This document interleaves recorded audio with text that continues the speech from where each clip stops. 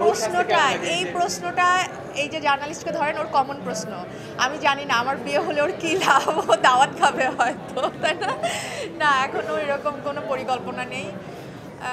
কাজটা করি মন দিয়ে, এর মাঝখানে আর কোনো কিছুতে ফোকাস দিতে চাই না। এখন জাস্ট কাজটা করতে চাই, ভালো ভালো কাজ করতে চাই।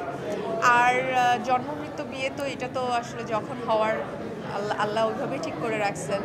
তো আমি জানি না কখন হবে, যখন হওয়ার তখনই হবে। সো তাড়াহুড়ার কিছু নেই। না, আমার রিসেন্টলি যে ভিডিওটা সবাই খুব পছন্দ করছে, এটা লিয়াস বিউটি পার্লারের বিউটি বক্স। লিয়া আপু এটা আমাকে মেকওভার করেছিলেন এবং এই পুরো শুটিংটা আমরা কক্সবাজারে গিয়ে করেছি। এবং দেখলেই বোঝা যায় যে অনেক বড় একটা অ্যারেঞ্জমেন্ট ছিল। প্লাস হলো যেটা হয়, সবাই কিন্তু ব্রাইডাল শ্যুটে এইভাবে এত বড় পরিসরে ভাবে না, চিন্তা করে না। তো সেইটা যেহেতু লিয়া আপু চিন্তা করেছে, সো লিয়া আপুকে এবং আমাদের যিনি ডিওপি ছিলেন এবং অন্যান্য যারা কলাকুশলী ছিলেন ওইখানে, যারা আমাদেরকে হেল্প করেছেন পুরো শুটিংটা সুন্দর মতন করতে, তাদের সবাইকে থ্যাঙ্কস। এবং ব্রাইডাল শ্যুটে যেটা হয়, ডিফারেন্ট লুক, আঞ্জারার ড্রেস কস্টিউম ছিল অনেক ভারী ছিল, আমার মনে আছে এটা প্রায় 50 কেজির মতো ছিল।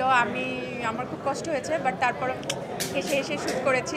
এবং আমার সবথেকে মজার হলো, আমি যখন ওইটা পরে করছিলাম, আমি ভাবছিলাম এটা তো কোনো না কোনো বউ কিনে পরবে, ও কী করে সারাদিন এটা পরে হাঁটবে, এটা পরে থাকবে, এটা এত ভার। আমার একটু শ্যুট করতেই আমার অনেক কষ্ট হয়ে যাচ্ছে।